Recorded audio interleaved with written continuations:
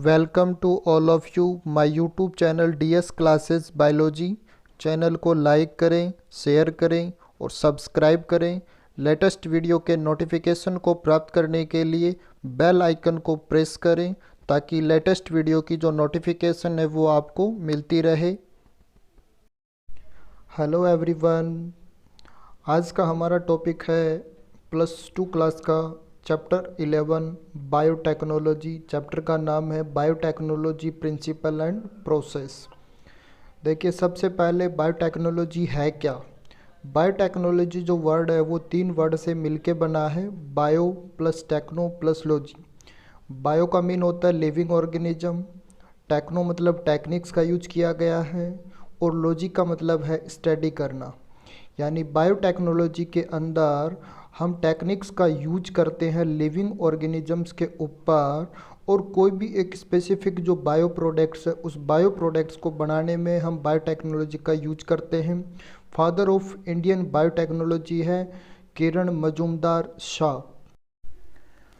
Biotechnology जो है उसमें हम कुछ स्पेसिफिक जो टेक्निक्स हैं उन टेक्निक्स को यूज करते हैं लिविंग ऑर्गेनिजम्स के ऊपर, और उनसे हम बायो प्रोडक्ट्स बनाते हैं, एंजाइम्स बनाते हैं, वैक्सीन बनाते हैं, एंटीबायोटिक्स बनाते हैं, और ये सारी जो चीज़ें हैं वो ह्यूमन बीइंग के लिए बेनिफिशियल्स होती हैं। एक आपका ऑर्गेनाइजेशन है जिसका नाम है EFB, फुल फॉर्म हो गया यूरोपियन फेडरेशन ऑफ बायोटेक्नोलॉजी। तो इस यूरोपियन फेडरेशन ऑफ बायोटेक्नोलॉजी ने एक बायोटेक्नोलॉजी की डेफिनेशन दी, और वो डेफिनेशन है the integration of natural science and organisms, cells, parts thereof and molecular analogues for products and services.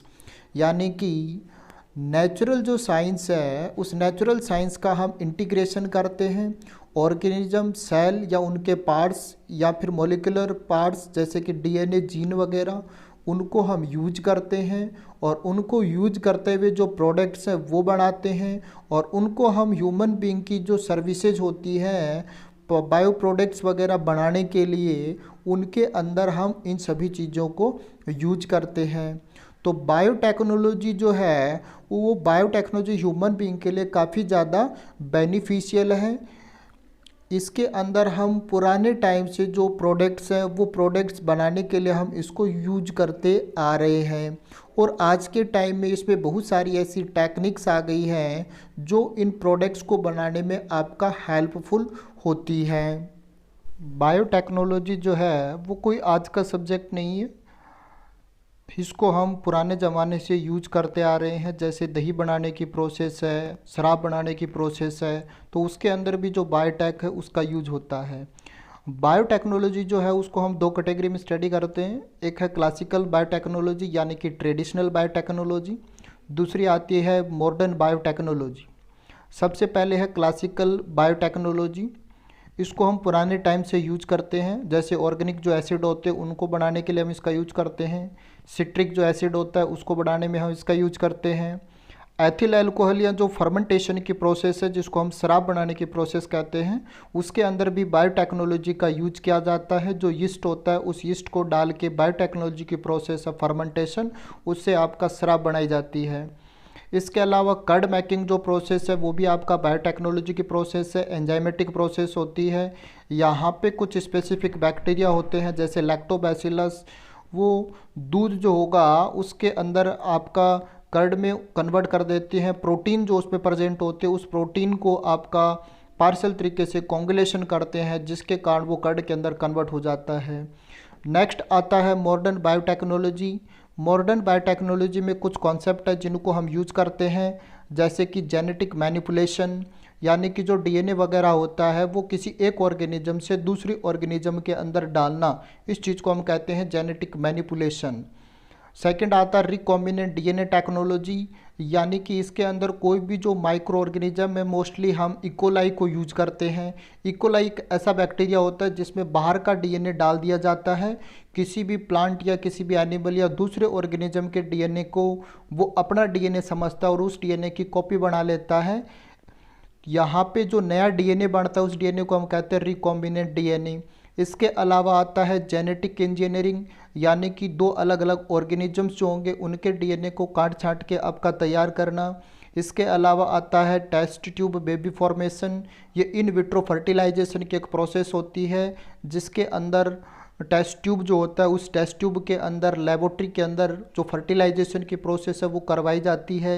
इसके अलावा जीन थेरेपी के अंदर अगर कोई भी जो आपका नया ऑर्गेनिज्म बना है, अगर हमें पहले से पता है कि इस ऑर्गेनिज्म के अंदर इस जीन के कारण आपका डिसऑर्डर है, तो उस डिजीज़ को वहाँ से निकाल दिया जाता है और सुटेबल जो जीन होता है उसको आपका यूज किया जाता है। अब आता है मॉडर्न बायोटेक्नोलॉजी। इसके अंदर सबसे पहले बताया है जेनेटिक इंजीनियरिंग।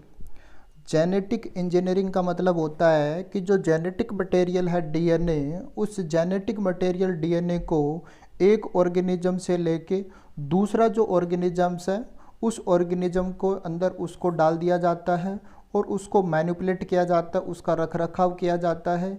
ये कोई भी जो ऑर्गेनिजम्स होता है उसमें करैक्टरिस्टिक्स जो होती हैं उन करैक्टर्स के अंदर इम्प्रूवमेंट करने के लिए जेनेटिक इंजीनियरिंग की जो टेक्निक है उसको आपका अपनाया जाता है। इसके अंदर आपका पीसीआर है, रिकॉम्बिनेंट डीएनए टेक्नोलॉजी है, ये सारी जो चीज़ें हैं ये इसके अंदर आती है। सेकंड है केमिकल इंजीनियरिंग।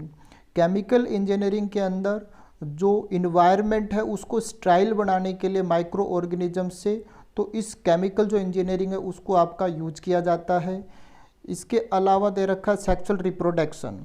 तो जो सेक्सुअल रिप्रोडक्शन होता है उसमें रिकॉम्बिनेशन आपका पाया जाता है। जो प्लांट है या फिर एनिमल है, उन प्लांट या एनिमल के अंदर रिकॉम्बिनेशन जो है वो डीएनए का किया जाता है, जिसको हम एक एग्जांपल से समझ सकते हैं। जैसे दो प्लांट हैं, अलग अलग वैरायटीज़ के हैं, उनके बीच में हम हाइब्रिडाइजेशन की जो प्रोसेस है वो हाइब्रिडाइजेशन की प्रोसेस करवाते हैं। जैसे एक प्लांट लिया है, वो प्लांट है आपका वाइल्ड प्लांट है। इस वाइल्ड प्लांट की जो पैदावार है वो पैदावार कम है, परंतु ये जो पौधा है वो डिजीज के अकॉर्डिंग रेजिस्टेंट है, इसको आसानी से बीमारियां नहीं होती है। दूसरी साइड में दूसरा प्लांट हम ले रहे हैं, वो प्लांट आपका कोई भी क्रॉप प्लांट है।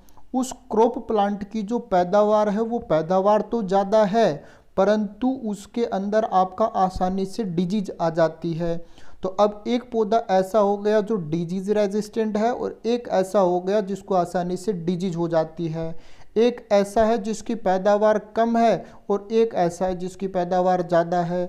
अब यहाँ पे डिजीज रेजिस्टेंट जो है उस प्लांट में से डीएनए जो है जो उसको डिजीज रेजिस्टेंट बनाता है, उस डीएनए को हम वहाँ से ले लेंगे और उस डीएनए को फिर दूसरा जो प्लांट है जिसकी पैदावार तो ज़्यादा है परंतु वो डिजीज के अकॉर्डिंग रेजिस्टेंट नहीं है, उसके अंदर हम उसको मैनिपुलेट कर देंगे, उसके अंदर उसको डाल देंगे, जिससे उस प्लांट के अंदर भी आपका डिजीज रेजिस्टेंट पावर जो है वो आ जाती है।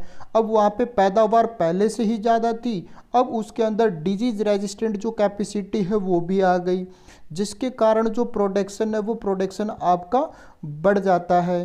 तो ये सारी जो चीज़ें हैं वो बायोटेक्नोलॉजी के अंदर यूज की जाती है।